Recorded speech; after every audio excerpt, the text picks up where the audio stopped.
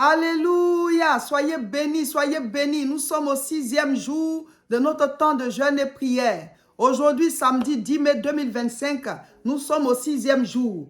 Hier nuit, chacun de nous devait faire sa mini-veillée d'1 heure. En plus de ces 2 séances de prière, mes frères, mes sœurs, c'était puissant. C'était puissant. En tout cas, si tu n'as pas pu faire, là, il faut aller la faire. Cette nuit-là, il faut la faire. Vous devez appliquer tout ce qu'on dit parce que chaque chose a sa bénédiction. Il y a une onction dans chaque chose. Les paroles à proclamer matin et soir, là, il y a une onction dedans. Les prières à faire, 2 séances, il y a une puissance dedans. La mini-veillée, il y a onction dedans. Il y a puissance dedans. La méditation biblique, il y a onction dedans. Il y a puissance dedans. C'est-à-dire tout ce qu'on dit de faire.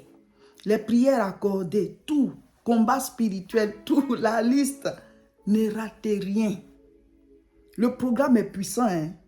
C'est-à-dire, on se rapproche même davantage encore de la puissance et de l'onction. Plus les jours vont passer, plus on se rapproche du feu. Dieu dit, il se laisse trouver par celui qui le cherche.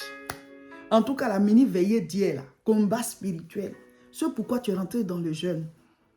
Si tu n'as pas pu faire ta mini-veillée, il faut la faire cette nuit. Apprenez à prier 1 heure. Vous seul, comme ça, en train de lutter avec l'affaire là.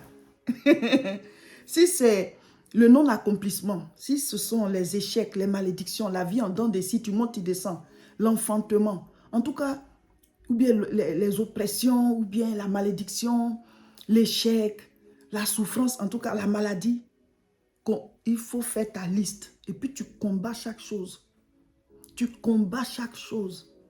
Et puis ensuite tu proclames la victoire sur ça, sur ça, sur ça. Ça dit, tout se passe dans le monde spirituel d'abord. On est venu jeûner. Hein? Voilà. Donc c'est le jeûne là qui est là. Donc on voit le feu.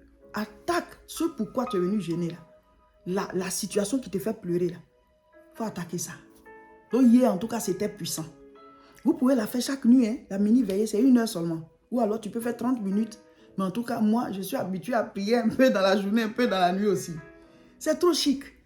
Ça dit que quand tu as compris les principes là, les principes du monde spirituel là, tu ne lâches plus. Parce que tu vois les résultats. Vous êtes en train d'apprendre beaucoup de choses. Appliquez seulement. Vous allez voir. Amen. Félicitations. On est au 6e jour. On est au 6e jour. Aujourd'hui, samedi 10 mai 2025, nous lisons Éphésiens chapitre 6. Éphésiens finit aujourd'hui. Demain, dimanche 11 mai, nous commençons la lecture de Philippiens. Le sujet de prière d'aujourd'hui est « Seigneur, donne-moi de comprendre la puissance qu'il y a dans l'application de la parole, car elle installe le royaume de Dieu. La vie est dans la parole. » À vous tous qui êtes dans le train, nous sommes en train de voir les armes de combat pour manifester les capacités surnaturelles. Première arme, c'était la prière. Deuxième arme, le jeûne. Nous sommes en train de voir la troisième arme qui est la parole. La parole de Dieu. Maintenant, la parole qui est la troisième arme, on va la voir sur 3 dimensions, sous 3 thèmes différents. Hier, on a vu la méditation biblique, c'est-à-dire la parole, hein? Mais il faut la méditer, il faut la mettre en toi, il faut la connaître, parce que c'est ça qui contient la justice du royaume. Cherchez premièrement le royaume et la justice de Dieu. Et toutes les autres choses vous seront données par-dessus. Donc, souvent, on a déjà trouvé le royaume parce qu'on a accepté Jésus, mais c'est la justice là, du royaume là, qu'on ne veut pas connaître. Ou bien on connaît juste un peu. Donc, on n'a pas tout ce qui devait nous suivre là. On n'a pas parce qu'on ne manifeste pas la justice du royaume. Aujourd'hui, on va encore voir la parole, mais dans la dimension de l'application. L'application de la parole. L'application de la parole. On dit de méditer la parole de Dieu, mais après ça, qu'est-ce qu'on doit faire? On doit l'appliquer. Donc, on va lire. Jean chapitre 13, verset 17. Si vous savez ces choses, vous êtes heureux, pourvu que vous les pratiquiez. Mes frères, mes sœurs, c'est le Seigneur Jésus-Christ ici qui parle.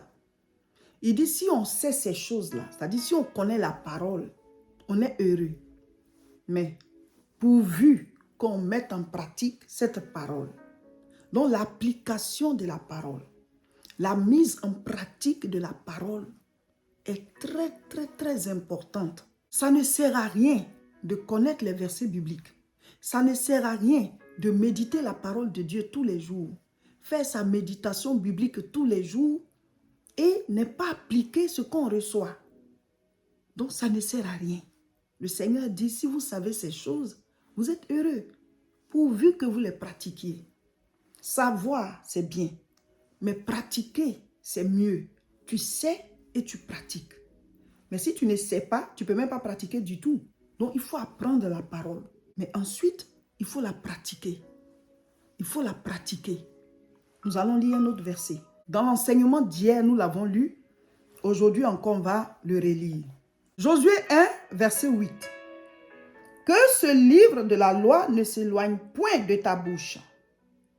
Médite-le jour et nuit. Méditation biblique. Que ce livre de la loi ne s'éloigne point de ta bouche. Médite-le jour et nuit pour agir fidèlement selon tout ce qui y est écrit. Car c'est alors que tu auras du succès dans tes entreprises. C'est alors que tu réussiras.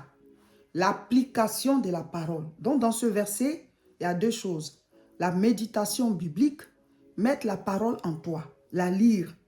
Même au temps de Josué, déjà Dieu disait qu'il doit s'attacher à la parole. Il faut qu'il comprenne les lois de la parole de Dieu, les lois du royaume. Et qu'il agisse fidèlement selon la loi. Alors, il va avoir la réussite et le succès. Nous sommes en train de jeûner par rapport à des sujets de prière. Mais il faut qu'on ait l'enseignement pour ne pas que, après que Dieu nous aura exaucés, qu'on se retrouve encore dans d'autres problèmes. Dans tous les cas, tant qu'on est sur la terre, on peut toujours avoir des épreuves, voilà, des situations difficiles, mais Dieu, il est avec nous. Il dit le malheur atteint souvent le juste, mais lui, Dieu, il en délivre toujours. Donc le malheur peut atteindre le juste, ça peut arriver. Comme Lazare, l'ami du Seigneur, qui est tombé malade. Mais Jésus-Christ l'a ressuscité après. Après sa maladie, il est mort, Jésus l'a ressuscité. Donc les malheurs peuvent arriver. Mais Dieu nous délivre toujours. Mais les malheurs n'arrivent pas toujours, ça arrive souvent. Voilà, il faut bien faire la différence. Mais si tu vis régulièrement dans le malheur, ça veut dire que ce n'est pas la volonté de Dieu. Donc, pendant qu'on est sur terre, pour ne pas se retrouver chaque fois dans les mêmes problèmes, la Bible dit, la solution là, c'est quoi? C'est de vivre en fonction de la parole. Mais tu ne peux pas vivre en fonction de la parole si tu ne la connais pas. Donc hier, on a parlé de la méditation. Mettre la parole en toi. Le fait aussi d'écouter les enseignements et tout ça, ça vous fait comprendre les lois de la parole. Voilà. Donc, il dit, quand tu mets la parole en toi, tu la médites, qu'est-ce que tu dois faire? Tu dois agir fidèlement selon ce qui est écrit. C'est le fait d'appliquer la parole là, c'est ça qui installe le royaume de Dieu. Le fait de marcher selon ce qui est écrit là, c'est ça qui installe le royaume de Dieu. C'est ça qui te fait manifester les capacités surnaturelles. Parce que la puissance de Dieu se trouve dans sa parole. La vie se trouve dans la parole. Nous allons lire l'évangile de Jean chapitre 1. On lit à partir du verset 1. Au commencement était la parole. Et la parole était avec Dieu et la parole était Dieu. Elle était au commencement avec Dieu. Toutes choses ont été faites par elle et rien de ce qui a été fait n'a été fait sans elle. En elle était la vie, en elle était la vie et la vie était la lumière des hommes. Donc, au commencement, quand Dieu a créé toutes choses, c'est par la parole. Et cette parole qu'il disait là, c'est dedans qu'il y avait la vie. Et c'est cette vie-là qui éclairait les hommes. C'est un mystère que le Seigneur est en train de nous révéler. Souvent, on dit au Seigneur, donne-moi telle chose, donne-moi telle chose. Où est-ce qu'on va trouver ça? C'est dans la parole. La vie est dans la parole. La victoire est dans la parole. La lumière est dans la parole. Si on dit la vie est dans la parole, ça dit que écoute la parole. Tu es malade, écoute la parole. Lis-la, il y a la vie dedans. Même si on te dit que oui, tu as une maladie incurable, la vie est dans la parole. Je suis en train de vous parler d'un mystère. La Bible dit que la vie de Dieu est dans sa parole. Donc si on te dit que tu es malade, tu peux faire un traitement La manière dont on te donne le traitement à l'hôpital, là, tu fais ça, hein? Mais tu peux aussi mettre sur pied un traitement spirituel pour dire, je vais écouter la parole tous les jours, comme si je prenais mes cachets, mes médicaments. Je vais la lire tous les jours. Je vais lire un chapitre entier à haute voix pour écouter, car la Bible dit que la vie se trouve dedans. Est-ce que vous comprenez? Proclame la parole dans ta maison, dans ta vie.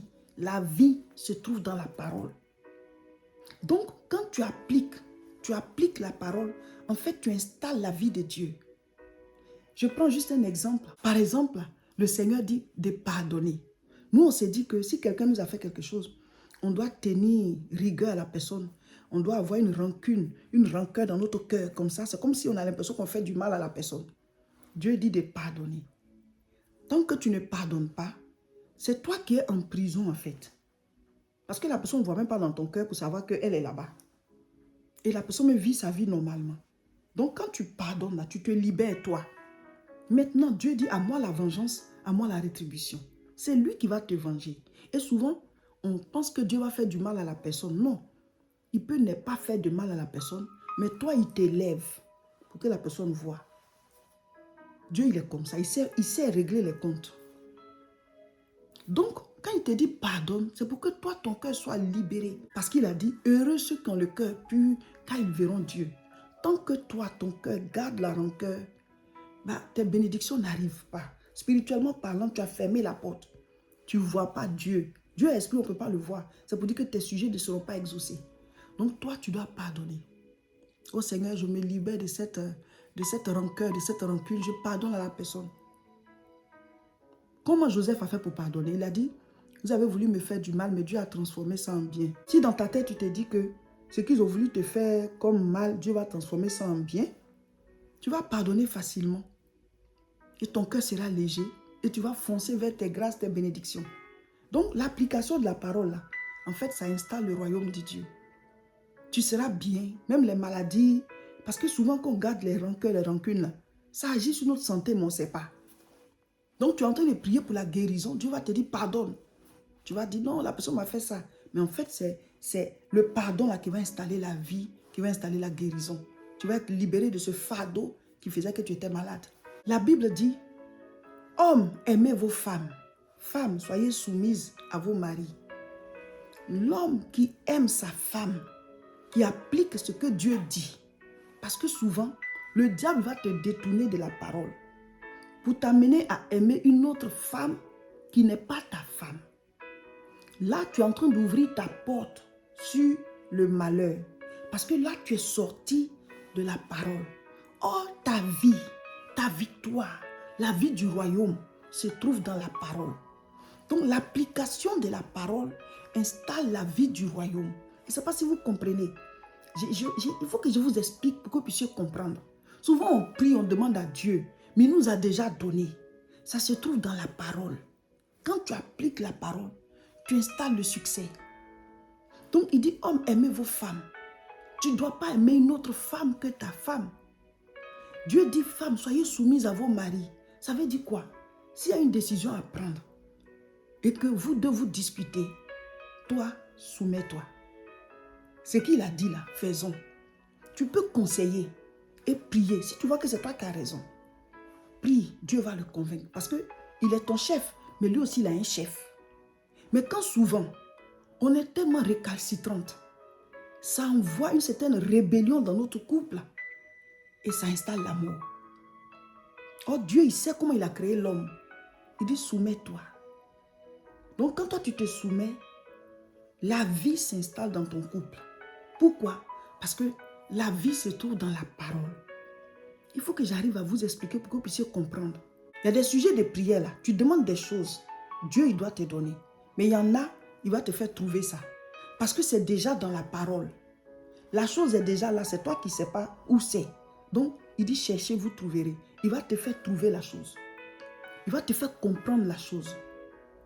Il y a des problèmes qui ne seront pas dans nos familles si on vit selon la parole. La Bible dit les enfants doivent obéir, respecter, honorer leurs parents. Il dit aux parents de ne pas irriter leurs enfants. Si chacun applique ça, qu'il y a la paix à la maison, c'est la vie de Dieu qui est là. Il y a la vie dans la parole. Est-ce que vous comprenez? Si l'enfant dit que je dois honorer mes parents, il ne va pas leur manquer de respect. Il ne va pas faire des choses pendant qu'il doit être à l'école. Pourquoi? Parce qu'il veut obéir à la parole. Il y a la vie dedans. Dieu dit, parents, n'irritez pas vos enfants. Ça veut dire qu'il y a des choses qu'on fait pour irriter nos enfants. On doit arrêter. L'enfant, tu dois t'occuper de lui, tu ne t'occupes pas de lui. Tu dois même l'écouter et puis voir ce qui ne va pas. Tu ne le fais pas. Tu irrites l'enfant. Souvent, on veut que nos enfants nous obéissent, mais nous aussi, on a nos rôles qu'on doit jouer. Donc, en appliquant ce que la parole dit là, c'est la vie qu'on est en train d'installer comme ça. Est-ce que vous comprenez? La Bible dit que nous devons prier. Chaque jour, quand tu pries, comme il y a la vie dans la parole, le fait d'appliquer ce que la parole dit, tu installes la vie, tu installes le règne de Dieu. Donc, ça ne sert à rien d'écouter la parole sans appliquer. Plus tu appliques, plus tu installes le règne de Dieu. Pourquoi il y a la paix au ciel? Pourquoi il n'y a pas de maladie là-bas? Pourquoi il n'y a pas tout ce qu'on vit comme souffrance? Quand il dit de prier pour dire que ta volonté soit faite sur la terre comme au ciel, c'est parce que ce qui se passe là, ce n'est pas la volonté de Dieu. Donc nous devons maintenant télécharger la volonté de Dieu. Pourquoi tout va bien au ciel? Mais parce que là-bas, c'est la parole là qui est appliquée. Et c'est dans la parole qu'il y a la vie. Mes frères, mes soeurs, si tu es devenu chrétien et que tu marches en fonction de la parole, tu vas voir que ta vie va aller bien. Mais c'est parce que nous, on veut laisser la parole. Et on est devenu chrétien, hein, mais on veut vivre comme le monde. Donc, on s'attire des ennuis, on a des problèmes. Parce que la serrure, là, ce n'est pas sa clé. Ça ne va pas ouvrir la porte, ça ne va pas marcher. Le païen, lui, va s'en sortir même devant toi. Celui même qui fait la sorcellerie, même qui fait les fétiches, il va s'en sortir parce que lui respecte les totems de son coin là. Mais toi, tu ne respectes pas tes totems. Tu veux vivre dans le péché et réussir en Dieu.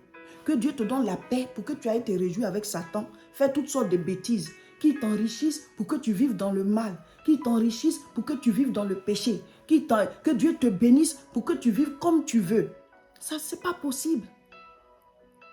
Si tu veux que Dieu te bénisse, il faut que ce soit pour sa gloire. D'abord que ta vie soit rangée et que tu soutiennes son œuvre et que ta famille profite de ce que Dieu t'a donné. Mais souvent on prie, Seigneur bénis-moi. Mais dès qu'on est béni, c'est pour aller vivre à fond dans le péché. Donc c'est pour ça qu'on a demandé. Dès qu'on est béni, on change, on sort un autre visage. Et comme Dieu il voit ça, donc souvent on prie, il ne nous donne pas. Parce qu'il sait que ça va nous détruire. Parce qu'il voit le fond de ton cœur là. Tu n'es pas prêt à appliquer la parole. Donc ce n'est pas quand tu seras béni même là que tu vas appliquer. Mes frères, mes soeurs, la vie se trouve dans la parole. Donc hier on a vu méditation biblique. Aujourd'hui on voit l'application de la parole. Si tu veux réussir ta vie, tu es devenu chrétien, marche selon la parole de Dieu. Je veux me marier, Seigneur. Souvent on demande le mariage à Dieu. Seigneur, je veux me marier. Mais quand tu trouves quelqu'un, ou bien quand tu trouves quelqu'une, vous commencez déjà à coucher ensemble. Mais ça, tu n'es pas dans la parole. La Bible dit, nous sommes le temple du Saint-Esprit. Ça veut dire que le Saint-Esprit vit en chacun de nous. Maintenant, tu as des rapports sexuels avec quelqu'un, vous n'êtes pas mariés. Devant Dieu, cette relation n'est pas reconnue. Et vous avez des rapports sexuels. Tu te dis, j'ai trouvé quelqu'un, je veux me marier, mais tu couches déjà avec la personne. Tu n'es pas dans la parole. La Bible dit que ça, c'est de l'impudicité. Vous n'êtes pas mariés. S'il y a des gens qui vivent déjà ensemble, et puis tu t'es donné à Jésus, vous êtes déjà ensemble, Dieu ne te dit pas de divorcer. Mais vous pouvez régulariser votre situation. Allez vous marier, on n'a pas besoin d'une grande fête. Il faut que votre mariage là soit reconnu. Au niveau même des hommes. Et puis au niveau de Dieu. Des choses simples pour que vous soyez en règle. Souvent aussi, toi tu es la femme, tu ne peux pas obliger le monsieur à t'épouser. Mais vous êtes déjà ensemble. Donc, tu dois prier jusqu'à ce que Dieu touche son cœur. Mais toi qui n'es pas encore marié là, ah, je veux me marier. Dès que tu trouves quelqu'un, tu couches déjà avec la personne. La vie se trouve dans la parole. Le mariage va se trouver dans la parole. Ah, mais les autres, ils le font. Mais eux, ils sont dans quel repère? Toi, tu es dans le repère biblique. Qu'est-ce que la Bible dit? Tu veux prendre une autre clé pour ouvrir ta porte ici, alors que ce n'est pas la même porte. Tu veux prendre d'autres ingrédients, mais tu veux faire le gâteau de la maison de Dieu là. Ce n'est pas les mêmes ingrédients. Quelle vie tu veux? Il faut savoir dans quel repère, dans quel domaine tu es. On est dans le domaine chrétien. Nous devons vivre en fonction de la parole de Dieu. Donc, l'application de la parole, c'est ça qui fait installer le règne de Dieu et qui nous fait manifester les capacités surnaturelles. On réussit, on est en paix, on a la joie. Donc, appliquons la parole, on va voir. Ça fait partie des armes de combat pour manifester les capacités surnaturelles. Amen. Sincèrement, mes frères, nous sommes bénis dans le jeûne. Le programme est très puissant. On sent l'onction et les enseignements sont vraiment puissants. Appliquons. Donc, mes frères, mes sœurs, que chacun de nous fasse ces 2 séances de prière en 24 heures, que chacun proclame les paroles chaque jour, matin et soir. Lisez vos passages bibliques, mettez en commentaire ce que vous avez compris et faites le résumé de ce message et mettez aussi les fiches pour que ceux qui ne l'ont pas encore reçu puissent les avoir. Que Dieu vous bénisse. Le jeûne là, c'est jusqu'à la gare. On reste concentré. Personne ne descend du train. C'est jusqu'à la gare et on est béni. Voilà, vous pouvez nous prendre en marche, sauter dans le train. On va tous finir ensemble le dimanche 25 mai à 18 h. Que Dieu vous bénisse. Abonnez-vous à nos différentes chaînes et partagez massivement la vidéo.